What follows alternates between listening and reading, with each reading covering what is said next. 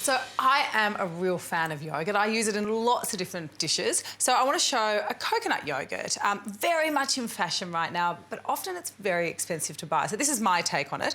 I've got a beautiful coconut milk that I'm using, and I just want to put a little bit of warmth through this. I don't want it to boil because the culture that I'm going to add in the coconut yoghurt will actually be killed if you boil this, you know, if you actually boil it. It's very gentle. We don't want to kill anything at all. It's all about being nice and fluffy. You want to make it nice and warm, like an electric blanket kind of warm. Yeah, just snugly warm. So what I'm actually using to help to set this is agar-agar or agar-agar, depending on how you pronounce it.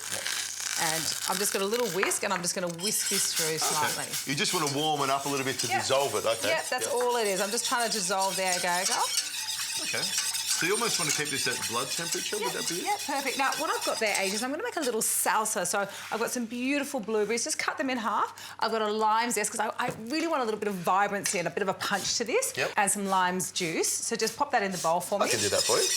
Now, to help this process, you need the culture already. So you need to either add, could be a probiotic capsule, or you can use the coconut yoghurt. So that's what I'm going to do. So I'm going to add the coconut yoghurt into this, and I'm also going to add a little bit of honey. So I don't have much of a sweet tooth. I like my sweetness to come from the fruits, and I like to taste the foods. So I've got about a tablespoon. I think that's more than enough, really.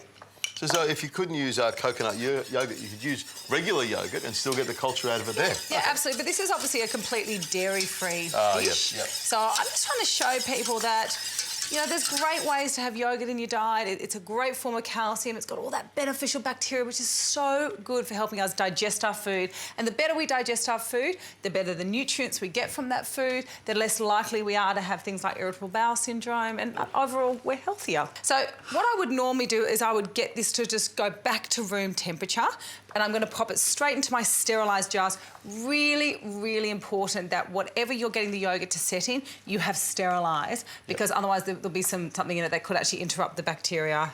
Okay, you just pour it straight in. So I put it straight in there, and you need to let it go into a warm place. So there's some great ovens. I mean, Beko actually has a setting on it that you can actually put your yoghurt into it and keep it at a temperature.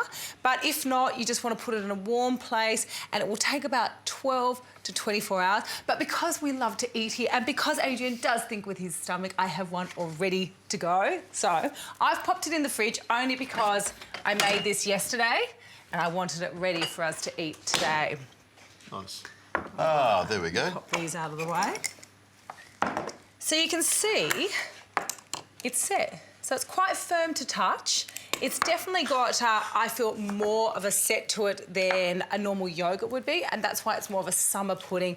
No real cooking involved in this, but it's going to taste really good. I'll just mix that around for you. How good does that lime smell? Fantastic. With the blueberries, I think it'd be great. Just need a sprinkle of sugar over here, be great. Just a little... You can put as much sugar as you want. Do you want to grab some teaspoons for us to try this? I can do that. So I'm going to put the blueberries on top. A little bit of that lime. You say that I can have as much sugar as I could possibly want. You can't have any sugar, but there's no sugar here on the board here, so that's a great thing to say. None. Yeah, that was a bit of a fib, wasn't it? I'm like, you can have as much as you want, but there's none here.